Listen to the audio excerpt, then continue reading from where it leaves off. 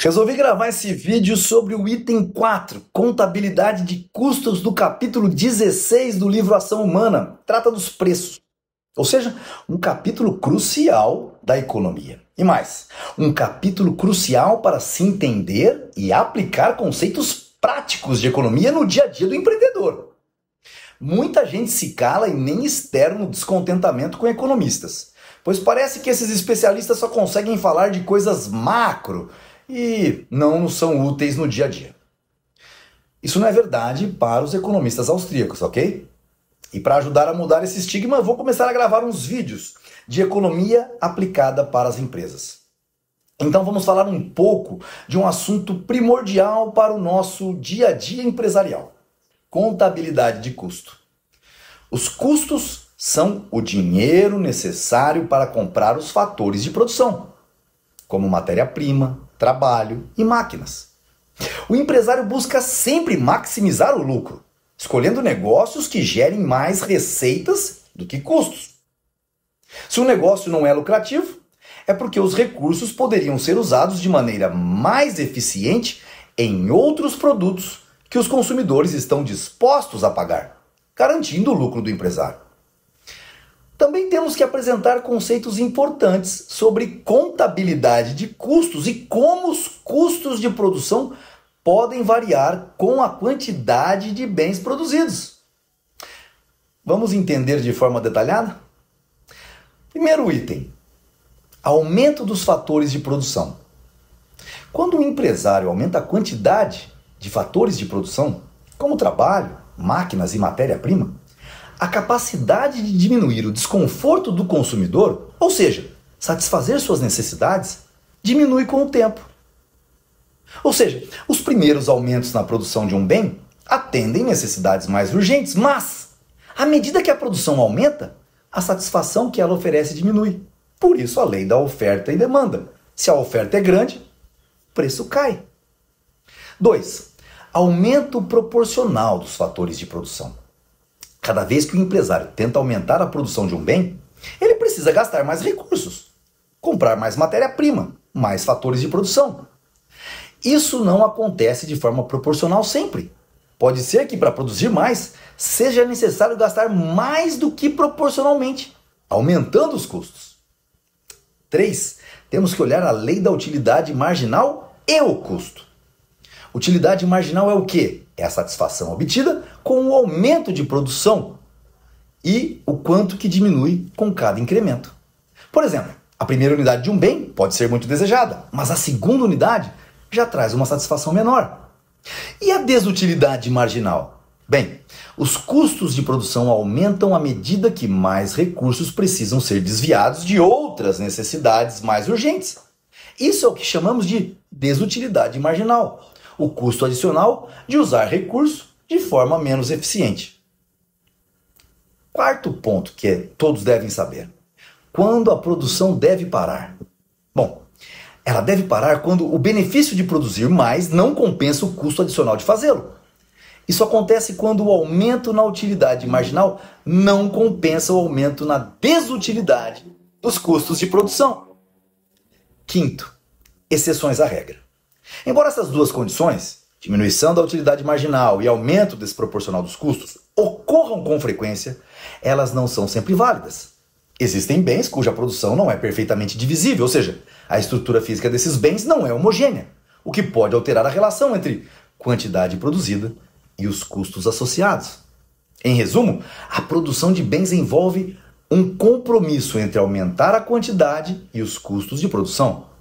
A utilidade marginal, satisfação do consumidor, diminui com mais produção e os custos de produção podem aumentar de forma desproporcional. A produção deve parar quando os custos adicionais não valem a pena em relação ao benefício. No entanto, isso pode variar dependendo do tipo de bem produzido.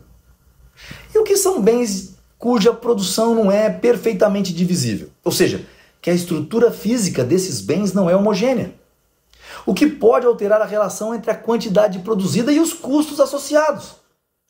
Exemplos de bens cuja produção não é perfeitamente divisível? Bom, construção de edifícios. Não podemos dividir a construção de um prédio.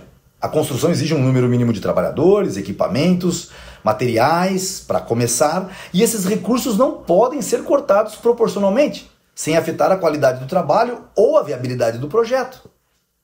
Quer outra? Fábrica de automóveis.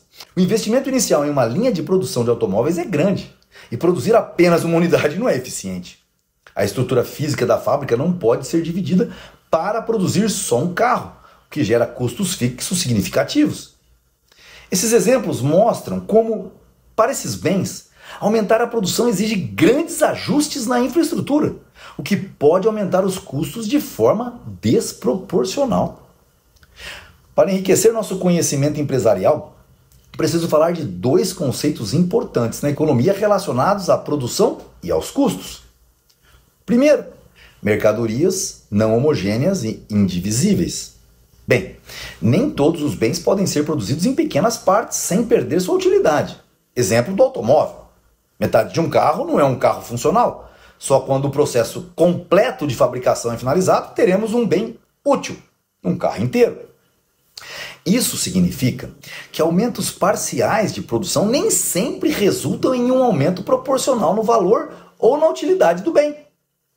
Se gastarmos recursos para produzir metade de um carro, ele será inútil até que o processo seja completado. Bom, segundo ponto. Resultados diferentes para aumentos de recursos. Quando aumentamos os recursos empregados, como dinheiro, materiais ou trabalho, os resultados nem sempre são proporcionais.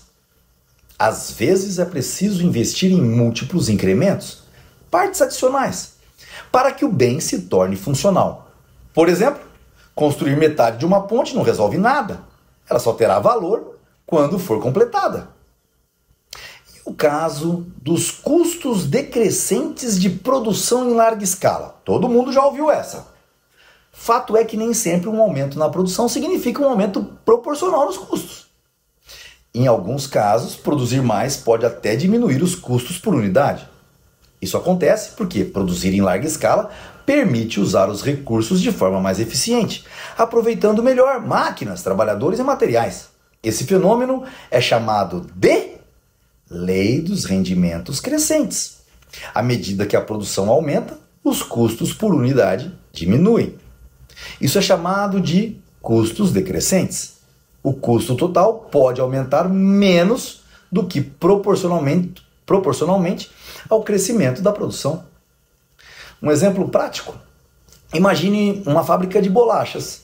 Imaginemos que uma máquina tenha a capacidade de produzir 1000 pacotes de bolacha a dia, e ela não possa ser desligada totalmente por nenhum momento, por questões de configuração.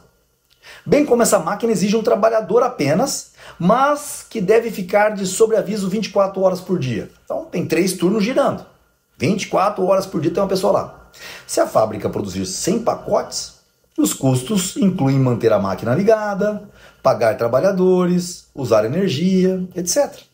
Agora, se a produção aumentar para 1000 pacotes, os custos totais não aumentam na mesma proporção porque a máquina e a energia já estão sendo usadas. Mas agora, para produzir mais unidades. Assim, o custo por pacote diminui, mostrando a eficiência da produção em larga escala. Conclusão? Nem todos os bens podem ser produzidos de forma parcial ou divisível. Exemplo do automóvel. O uso adicional de recursos pode gerar resultados diferentes. Alguns incrementos só fazem sentido quando complementados. Produzir em larga escala pode levar a custos menores por unidade, devido à lei dos rendimentos crescentes, tornando a produção mais eficiente e vantajosa. Mas pode ser que o aumento de produção resulte em queda no valor marginal dos produtos, de tal forma que o resultado final possa não ser vantajoso. Você produz mais, mas os produtos acabam ficando mais baratos por conta de uma super oferta. Chegamos ao final do nosso vídeo. Espero que tenham gostado. As explicações apresentadas revelam a importância da economia austríaca para entender o funcionamento do mercado, a alocação eficiente de recursos e o papel essencial dos empresários na sociedade. Para aqueles que desejam se tornar empresários preparados e conscientes, capazes de agir com base em sólidas leis econômicas e decisões racionais, o Ilan Instituto Liberal da Alta Noroeste oferece o curso de Economia Austríaca. Acesse institutoilan.org.br e junte-se a uma comunidade que valoriza o conhecimento e a liberdade. Invista no seu futuro. Venha fazer parte do ILAN.